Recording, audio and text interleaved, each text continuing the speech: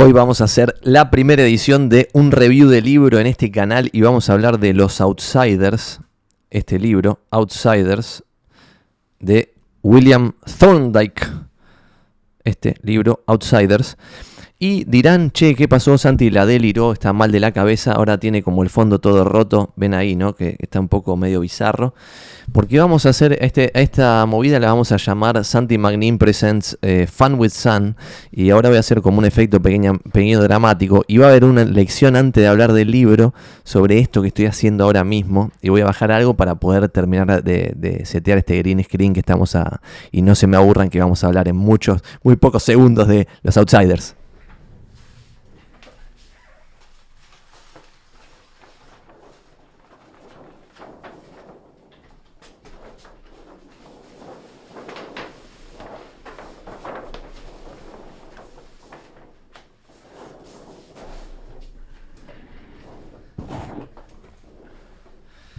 Ahí quedó bastante bien, me parece. No sé qué opinan, me lo pueden comentar en el chat. Estamos acá presentando oficialmente, como lo ven acá, Santi Magnin Presents, me agacho, Fun with Sun. Hoy vamos a hablar de Los Outsiders. Perdón que les hice perder un minuto con esta magia, pero lo que quería decir es que el día de ayer, y estuve procrastinando bastante este tema, de cómo organizar esta movida para que sea más o menos copada y que sea algo diferente. Y quería armar el green screen perfecto, pero el green screen lamentablemente mide 1.30 acá el ancho, entonces no podía poner la cámara más cerca y me quedaba un hueco de todos lados. Ven que ahí abajo acá todavía queda un hueco porque está mal doblado, porque le pegué 2 pedazos verdes a los costados y lanzamos así. Por eso hay como una línea acá nefasta en el medio que se ve bastante mal. El aprendizaje de esto es que hecho es mejor que perfecto. Este es el episodio número 1 de Santi Magnin Presents Fun with Sun, en el cual vamos a hablar en cada episodio de un libro. Y espero que podamos hacer, como hemos hecho con un cortado con Santi Magnin históricamente, muchos episodios de esto. ¿Y por qué? Lo vamos a tratar de transmitir todos los viernes, como hoy lo estamos transmitiendo. ¿Por qué? Para poder hablar una vez por semana de un libro diferente. Porque yo estoy leyendo 50 y pico de libros por año y me parecía un desperdicio. Al principio, hace bastante tiempo, lo que hacía era resumir los libros y los posteaba en el blog que yo tengo, que está en Medium. Creo que es santivende.medium.com o algo así. Pero después lo dejé de hacer porque leer el libro en la semana y resumirlo era un esfuerzo bastante alto, que no lo terminaba haciendo en la vida real y no se sucedía. Entonces vamos a ir a hablar de Los Outsiders. Perdón, ya fueron 2 minutos de pérdida de tiempo. Los Outsiders es un libro que a mí me encantó porque tiene un enfoque de management. Es como un libro mitad de management, mitad de inversiones, y es un enfoque totalmente diferente a otros libros de management que leí o de inversiones que he leído, que son básicamente lo único que leo porque es lo único que me divierte. ¿Y por qué el enfoque era diferente? Porque habla de CEOs, habla de gente del líder máximo de las empresas, pero enfocado desde un lado que no es el clásico de cómo se evalúa un CEO en los libros de management al menos. En general, en los libros de management se destaca al CEO como esa figura que moviliza a las masas, el buen líder, el simpático, el entrador, el capo, el que tiene ciertas características de líder, si se quiere. Y se supone que un buen CEO es un buen líder. Lo que supone este libro es otra cosa, y es que un buen CEO es el que mejor aloca el capital de la empresa. ¿Está bien? Y ahí ya es diferente.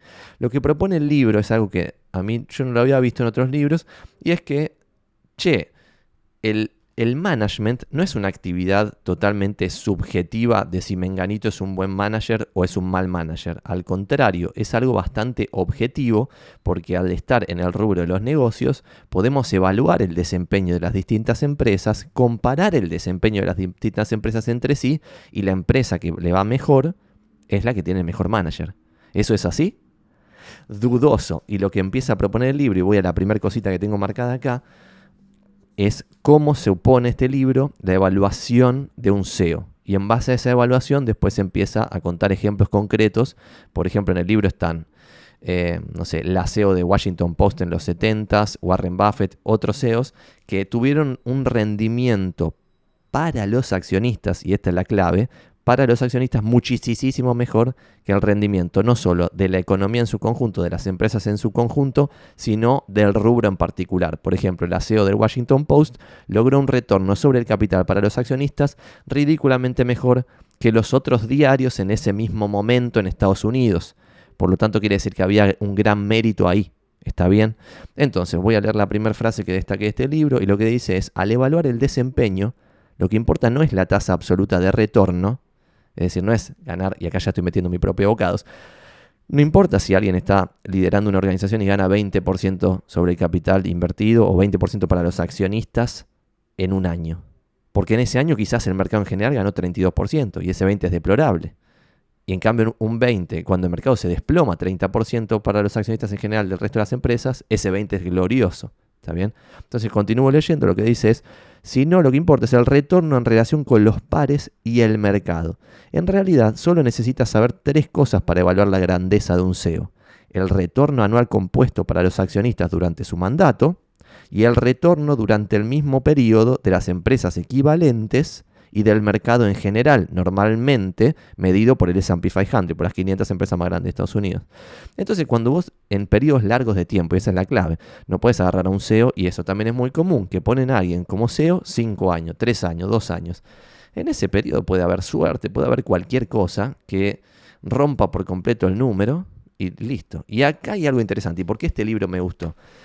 Porque a mí me gusta mucho juntarme con gente capaz, con gente viva, con gente inteligente, y lo que me pasa una y otra vez es que me sorprendo de que los mandos directivos muy altos en corporaciones que están a punto de ser el máximo mando directivo de la organización, es decir, el CEO, esos mandos llegaron hasta ese puesto por ser buenos políticos y muchos de ellos no saben nada de alocación de capital, cuando en realidad cuando lleguen al puesto mayor ya no importa la política, no importa si sos re simpático con Investor Relations y hablas con los periodistas haciendo chistes y qué sé yo. ¿Cuánta guita estás ganando? La empresa existe con fines de lucro y las empresas en su conjunto, si ganan el 10%, por ejemplo, para los accionistas, vos para ser un buen CEO tenés que ganar más que esas empresas. ¿Es así? Depende, porque quizás estás liderando un rubro que se está aniquilando, no sé, diarios en papel, y sos un buen CEO cuando te evalúas contra tus pares. Y hasta ahí también, porque si tu rubro se está aniquilando, lo que debieras hacer es, por ejemplo, Warren Buffett, que lo hizo con Berkshire Hathaway, que estaba en una industria que iba condenada a la muerte, que era, no sé, fabricación de ropa y telas y qué sé yo. Eso en Estados Unidos ya no tenía sentido, pues tenía una competencia del resto del mundo, por lo tanto la importación mataba al negocio. Si ese negocio va muriendo, vos tenés que en ese rubro textil sacar guita del rubro textil y poner esa guita en otro lado. Entonces tomar una decisión de alocación de capital. Lo que terminó haciendo Buffett con el correr del tiempo fue esa.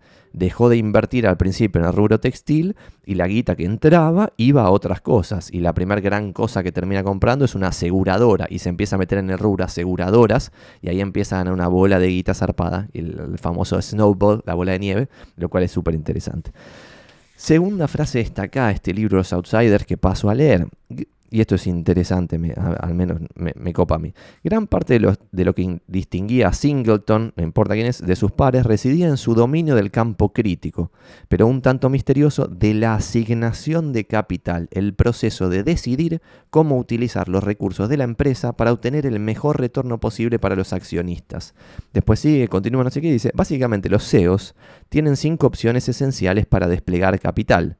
Invertir en negocios existentes, la opción número 1, adquirir otros negocios, la opción número 2, emitir dividendos, la opción número 3, pagar deuda o recomprar acciones. Y tienen 3 alternativas para obtenerlo: aprovechar el flujo de caja interno, emitir deuda o aumentar el capital.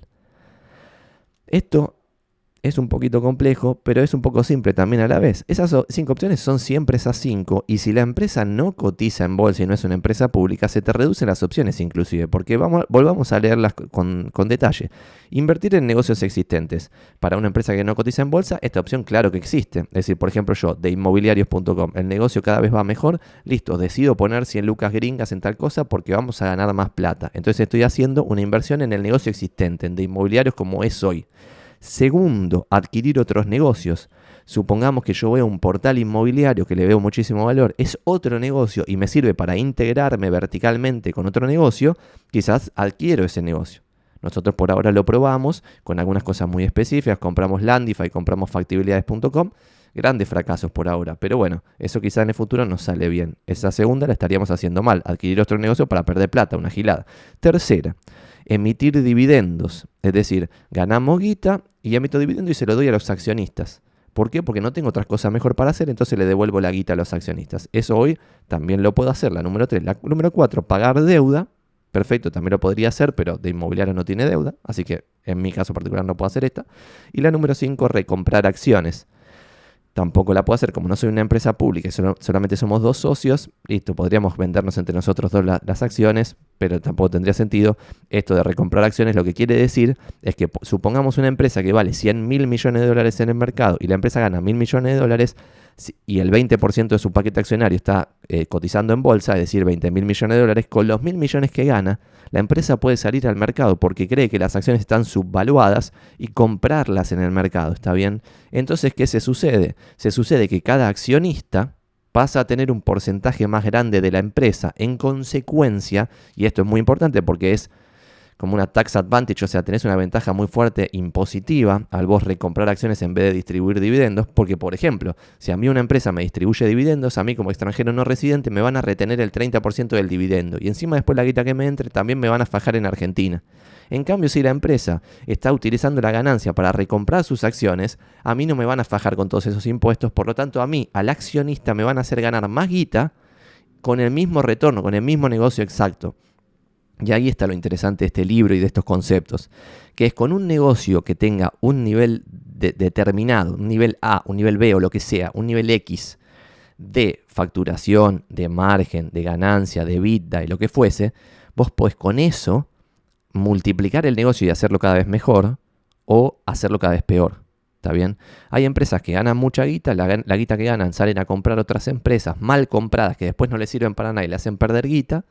Y al Joraca. Por ejemplo, ahora el tema que está muy de moda es Meta, Facebook.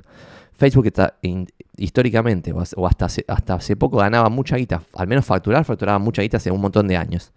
Tiene el potencial de ganar mucha guita, sin embargo decide la gerencia invertir esa guita potencialmente ganada, que deja de ser ganada porque la estás poniendo en otros negocios, en desarrollar falopeadas como el metaverso y no sé qué, cosas que nadie usa, que por ahora no sirven para nada, que son súper riesgosos. En cambio ahí, en vez de hacer eso, si agarrasen los dividendos y los distribuyesen a los accionistas quizás ellos solos después pueden multiplicar el capital. No sé, le paga un dividendo Meta que nunca ha pagado y lo ponen en Berkshire Hathaway y multiplican el capital, cosa que hoy no está sucediendo. Voy a la tercera nota que tomé acá de Outsiders y escucho acá los comentarios para ver de cómo podemos ir mejorando este programa de Santi Magnin Presents Fun with Sun. Tercera nota que tengo es: creían que la clave para la creación de valor a largo plazo era optimizar el flujo de caja libre. O sea, estos CEOs grosos estaban muy focalizados en el flujo de caja y no tanto en el resultado. Y ahí hay algo interesante también, que esto hemos hablado más de una vez. Los estados contables básicos que alguien debiera entender si quiere ser un comerciante como la gente es el balance, es decir, yo tengo este activo, tengo este pasivo y tengo este patrimonio neto y tengo que saber cómo juega eso. Che, ¿me conviene tomar deuda estando en Argentina? ¿No me conviene tomar deuda? ¿Me conviene financiarme 100% con mi propio capital? ¿Me conviene financiarme la mitad con deuda y la mitad con mi propio capital para multiplicar el retorno de mi propio capital y también el riesgo? Bueno, depende, hay que pensarlo, qué sé yo, bla, bla. Ese es el primer estado contable que uno debe conocer y al menos debe tener la cuenta de almacenero en la cabeza de cómo funciona. El segundo estado de contable que uno debiera entender más o menos con cuenta de almacenero es el estado de resultados. Es decir, vendo tanto, de esas ventas tengo tan de gasto de comercialización, gasto de no sé qué, gasto de no sé cuánto, y termino ganando, entre comillas, ganando tanta guita. Ahí sale, por ejemplo, el EBITDA, que es conocido, Earnings Before Interest, Taxes, Depreciations, Appreciations y zaraza. Bueno, ese número es como un número estimado de ganancias. Ese estado de resultados a veces es engañoso, porque vos tenés gastos que no estás pagando, tenés ingresos que no estás cobrando, entonces es más relativo que el tercer estado contable que también alguien como almacenero debería tener en claro, que es el flujo de caja, el cash flow. Es decir, me ingresa tanta guita, me sale tanta guita, me queda libre este flujo de caja neto libre. ¿Cómo voy a utilizar este flujo de caja? Es en base a lo que estábamos diciendo, las 5 opciones que habíamos mencionado antes. Cuarta nota que tomé del libro. En este capítulo que habla, ya no me acuerdo de quién, pero bueno, creo que es de General Dynamics, vamos a ver, de este no me lo acuerdo. tal como me lo describió Chabraja, no sé qué, lo que me impulsó fue darme cuenta de que las acciones se cotizaban con una prima significativa respecto a nuestra norma histórica, 23 veces las ganancias proyectadas del próximo año frente a un promedio histórico de 16 veces. Entonces, ¿qué haces con una acción de alto precio? Úsala para adquirir un activo de gran calidad en un campo relacionado, pero a un múltiplo más bajo, y beneficiate del arbitraje. De vuelta a esto, si alguien no lo entiende, me lo pone en los comentarios y lo discutimos un poco más. Pero lo que está diciendo acá es que las empresas debieran, una de las formas razonables para valorar una empresa es valuarla a través del price over earnings, según los yankees, que es el precio sobre la ganancia. Si una empresa, no sé, gana $1 millón y vale $10 millones, el price over earnings, el precio sobre la ganancia, es 10. ¿Está bien? Entonces, y ese 10, acá lo que estamos leyendo es que un empresario, un CEO, estaba viendo que su propia empresa cotizaba a 23 veces las ganancias, cuando el promedio era 16. Entonces, históricamente, la empresa valía 16 veces la guita que ganaba en un año. Pero en un momento determinado de optimismo del mercado, de fe, de esperanza, de buena vibra, estaba 23 veces la ganancia, la evaluación de la empresa. Entonces, ¿qué hizo este empresario, este CEO crack? Dijo, bueno, entonces emitamos acciones o demos un pedazo de este paquete accionario que está evaluado muy caro, nosotros sabemos que vale menos, y por este paquete accionario salgamos a comprar una empresa que está en el mundo contrario, que históricamente estaba en 16 veces la ganancia y ahora está en 6 veces la ganancia. Y compramos a la empresa entera esta de 6 veces la ganancia, que ¿por qué una empresa está a 6 veces la ganancia cuando solía estar 16 y otra está a 23 cuando solía estar 16? La que está a 23 cuando solía estar 16 es porque en general el mercado estima, el consenso, la mayoría de la gente estima un futuro provechoso, buena vibra, con alegría, con más ganancia, con crecimiento para el futuro. Y la empresa cuando solía estar 16 y después pasa a estar 6, como pasa por ejemplo ahora con Meta que dijimos antes, lo que pasa es lo contrario. El mercado, la mayoría, el consenso, estima que el futuro para la empresa es un futuro nefasto, de menos facturación, menos ganancia. No sé, por ejemplo ahora está pasando con las inmobiliarias en Estados Unidos. No sé si se han fijado, pero por ejemplo eXp Realty, Compass, Redfin, todas las inmobiliarias más o menos tecnológicas han visto su market cap destrozado, pero a niveles descontrolados, tipo 90% off, 80% off, montos así. ¿Por qué? Porque las empresas esas viven de comisiones. Uno de los números que miden las inmobiliarias es el Gross Commission Income. Después del Gross Commission Income, después miden el margen bruto, y después del margen bruto le sacan todos los gastos y ahí tienen el EBITDA. Bueno, eso ven que está empeorando. ¿Por qué? Porque el mercado inmobiliario en Estados Unidos se estima que los precios van a bajar, entonces las comisiones van a bajar, baja el Gross Commission Income, el margen bruto se ve aniquilado y después lo que queda de ganancia quizás hasta pasa al otro lado y perdés guita. Y además muchas de estas empresas están muy endeudadas. Entonces en un mundo de tasas al alza le pegan trompadas de dos lados a las inmobiliarias, y es una trompada fuerte de como las mortgage, las hipotecas suben de tasa y vos tenés tasa del 7% ahora para la financiación anual de una casa, va a haber menos demanda de casa, van a bajar los precios de las casas. Y si por el otro lado vos estás muy endeudado y tenés quizás un market cap de $200 millones, pero $1.800 millones de deuda, entonces esos 1.800 palos de deuda van a pagar una tasa más alta porque están subiendo las tasas. Entonces vos vas a pagar más de interés y te va a entrar menos guita. Entonces el mercado estima que vas a perder un montón de guita. Como ya no te vas a poder financiar porque estás muy endeudado, el mercado estima que la probabilidad de quiebra es muy alta y por eso te da un market cap aniquilado. ¿Está bien? Entonces esto es algo muy interesante y particularmente inteligente de este SEO. Leo acá la quinta nota. Y la quinta nota dice lo siguiente. Stiglitz era ferozmente independiente, y desdeñaba activamente los consejos de asesores externos. Creía que el carisma estaba sobrevalorado como un atributo gerencial y que la habilidad analítica era un requisito previo crucial para un SEO y la clave para el pensamiento independiente. Sin él, los CEOs están a merced de sus banqueros y directores financieros. Stiglitz observó que muchos CEOs provenían de áreas funcionales como legal, marketing, manufacturas o ventas, donde no se requería este tipo de capacidad analítica. Sin ella, creía que estaban gravemente discapacitados. Su consejo era simple: el liderazgo es análisis. Y esto es súper interesante. Otra cosa que no dije, que no sé si lo tengo marcado en las notas interesantes, y es que todos estos CEOs estaban aplicando métodos que históricamente yo en la facultad y en las cosas que fui aprendiendo se desdeñaban, que era, por ejemplo, en general, cuando vos haces un curso de management o algo así, te enseñan que el peor estilo de liderazgo es el laissez-faire, es decir, es el que yo aplico. Y ahora que este libro, como dice algo que yo ya aplico, me gusta más aún el libro porque confirma mi propio pensamiento, un sesgo muy clásico que nos suele pasar a todos. Bueno, dicho eso, Lo que termina pasando es que si vos le das mucha libertad a los individuos para que tomen sus propias decisiones y se responsabilicen por sus propios laburos, según las escuelas clásicas de pensamiento de management, eso es como malísimo porque vos no estás atrás, no le das amor a tus liderados, etcétera, etcétera. Lo que dice este libro es lo contrario, es, el mejor estilo de liderazgo, el que le termina yendo bien a todos los que le ganan con sus empresas, al mercado y a su propio rubro, es el laissez-faire. Es el tipo tener, y esto también es Warren Buffett clásico, 101, tiene a cada CEO de cada una de las empresas que forma el conglomerado de Berkshire Hathaway totalmente independiente. El que es de Ciscand y toma las decisiones que quiere. Si no necesita capital, no lo llama nunca a Buffett para informarle nada. Hace lo que quiere 100%. ¿Está bien? Entonces, el diseño estratégico de organizaciones muy laissez-faire, donde cada uno hace lo que se le canta, pareciera ser, según este libro, una de las claves para que te vaya bien y el retorno de tu guita sea mejor al del mercado en general. Vamos a leer entonces la sexta nota que tomé acá. Habla de ABC, Coca-Cola, qué sé yo. A medida que ABC desarrollaba ventajas de economía de escala, Smith se dio cuenta de que podía comprar nuevas franquicias en múltiplos aparentemente altos del flujo de caja del vendedor y reducir inmediatamente el precio efectivo a través de la reducción de gastos, la experiencia en impuestos y el marketing. Actuando sobre esta idea, Smith adquirió agresivamente otras franquicias, incluyendo American Pepsi en 1973, Pepsi Cola Bottling Company en 1977 y la franquicia de Washington DC en 1977.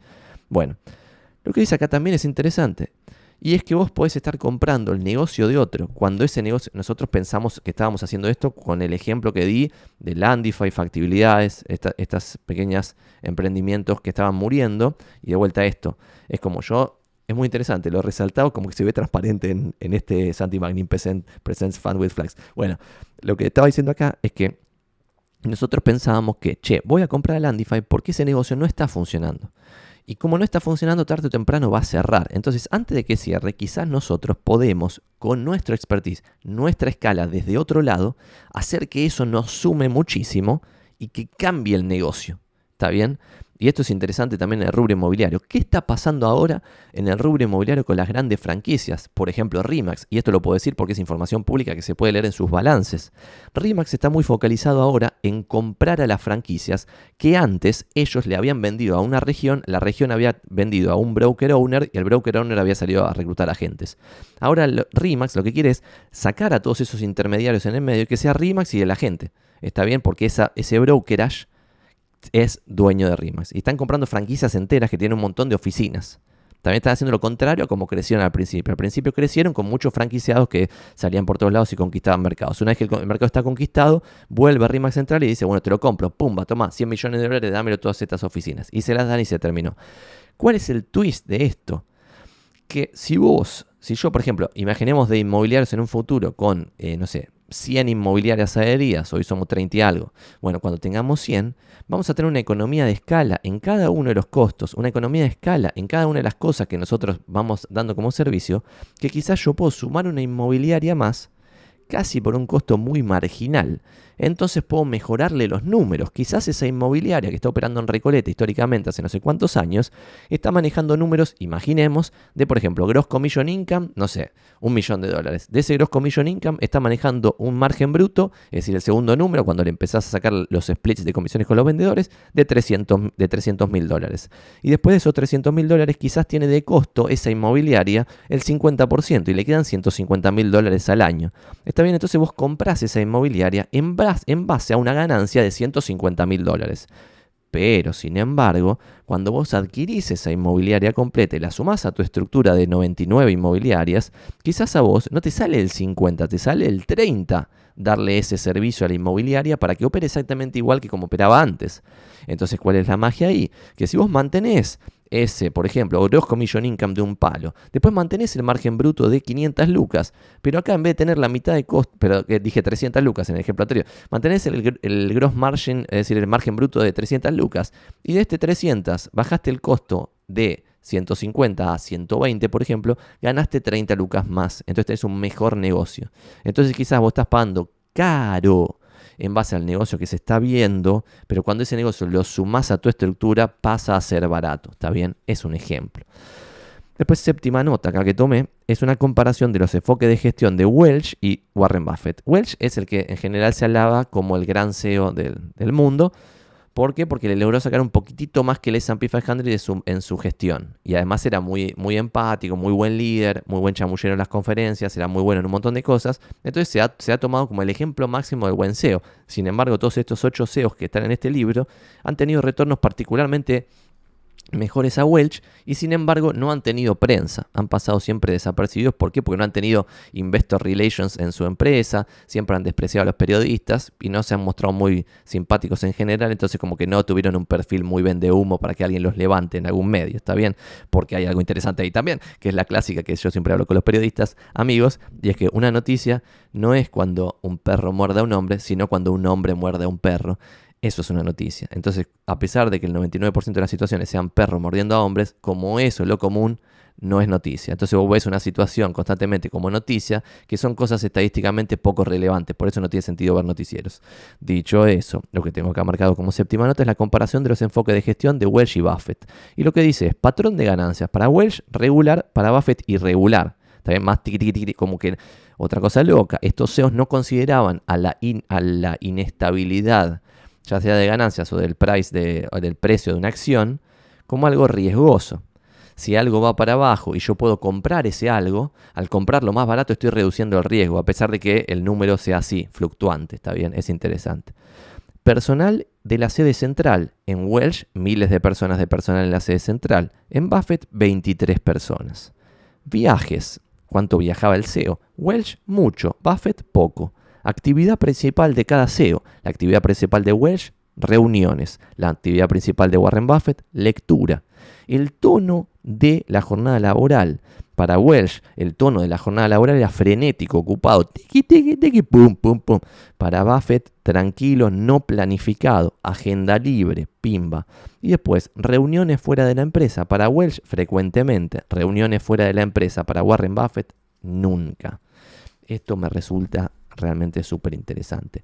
Y la última nota de este libro, y con esto liquidamos el primer Santi Magnin Presents Fun with Sun, es la de un perfil de iconoclasia, y lo que habla, y esto es el final ya del libro, la comparación de CEOs outsiders y la comparación de CEOs pares. Actividad principal del CEO outsider, que es el CEO el que superó a el S&P 500, al mercado en general, y superó a su propio rubro. Por ejemplo, la CEO de Washington Post contra los CEOs de los otros diarios.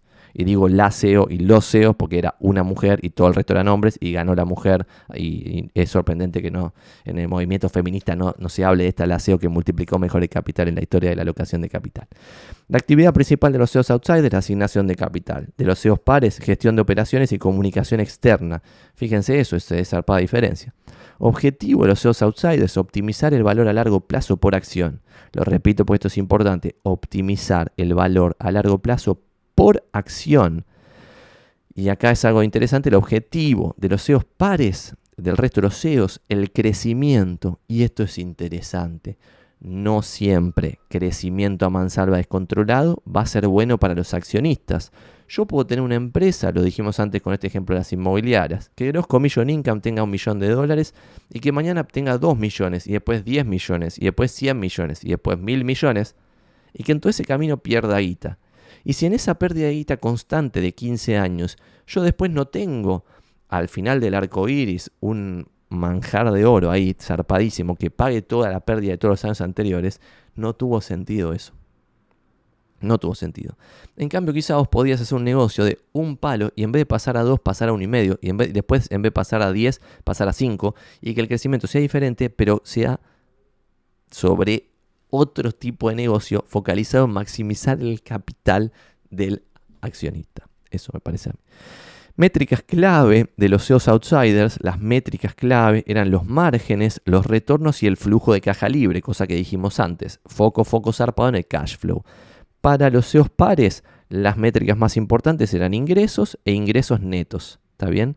Entonces ahí también es importante la diferencia, como que para los CEOs outsiders era más importante el flujo de caja que el estado de resultados. Y para los CEOs pares era más importante el estado de resultados que el flujo de caja. También porque los SEOs más comunes están focalizados en ese rendimiento trimestral que el mercado les exige para poder demostrar que todo el tiempo están ganando guita. Pero sin embargo, si yo sé que estoy súper firme en el negocio y tengo 2 trimestres que pierdo guita, pero estoy generando que el tercer trimestre tenga un flujo de caja zarpado por X cosa, lo que fuese, bla, voy a hacer ese negocio, voy a hacer ese camino, que el otro camino no lo puede permitir porque no puede permitirse 2 trimestres seguidos de número nefasto que el mercado lo castigue. Y el otro le chupa un huevo si lo castiga, no lo castiga, porque no está en esa movida, en esa gilada. Cualidades personales de los SEOs outsiders: analíticos, frugales e independientes. Y lo repito esto, analíticos, frugales, independientes. Características personales de los SEOs pares, los SEOs en general, los más comunes: carismáticos y extrovertidos. Está bien, ahí volvamos a comparar. Primero, analíticos, frugales, independientes. Segundo, carismáticos, extrovertidos. Y la orientación, este es el último comentario y ya puedo cerrar el libro, la orientación de los SEOs que se destacan en este libro es una orientación de largo plazo. Y la orientación de los SEOs en general es una orientación entendiblemente de corto plazo. ¿Por qué? Porque si la estadía promedio de un SEO en su empresa va a ser de poquititos años, claramente va a estar en el corto plazo sí o sí, porque quiere en esos 4 años maximizar lo que se va a llevar al bolsillo. Y si no gana guita, como su bono está atado a cuánta guita gana la empresa, bueno, va a tener un incentivo nefasto a ganar mucha guita muy rápido, a costa quizá del futuro. En cambio, si estos SEOs, que en parte además de SEOs serán dueños y esa es parte de la magia. Yo, por ejemplo, acá en De Inmobiliario soy SEO o co-SEO, como queramos llamar, porque somos 2 socios y somos 2 los que gestionamos este circo, pero esto puede ser que yo tenga un enfoque diferente siendo dueño y SEO, que si yo soy el gerente y no soy el dueño. Si yo soy el gerente y no soy el dueño, quizás puedo tener un incentivo contrario al propio dueño. Y eso se ve mucho también en inmobiliarias. Y ya no solo de altísima escala, sino también de pequeñita escala. Bueno, coméntenme en los comentarios qué les parece esto. En la próxima yo creo que voy a poder tener un green screen que llegue hasta acá abajo, porque acá ya no logramos llegar. Que no haga este tembleque acá que me está haciendo, porque esto es porque se me está moviendo acá el green screen de atrás. Pero creo que es un buen comienzo este Santi Magnin Presents Fun with Sun. Vamos a hacer un libro por semana. Si lo quieren saber, yo ya los tengo. El próximo libro que leí, que todavía no pudimos, porque como procrastiné hacer esto por 2-3 semanas porque quería hacerlo bien. Y dato de color, esto si quieren se los muestro en pantalla como un datito de color. Por ejemplo, la imagen que están viendo acá de fondo, le comparto pantalla, es esta. Y le tuvimos que borrar a Sheldon y le cambié Sheldon Cooper Presents Fun with Flags with Santi Magnin Presents Fun with Sun, lo cual es bizarro, pero no tanto. Y así que si les parece, coméntenme qué podemos mejorar más allá de lo obvio que vamos a mejorar. Y la semana que viene lo que vamos a hacer es Global Asset Allocation, el libro que ya leí que todavía no pudimos hablar juntos.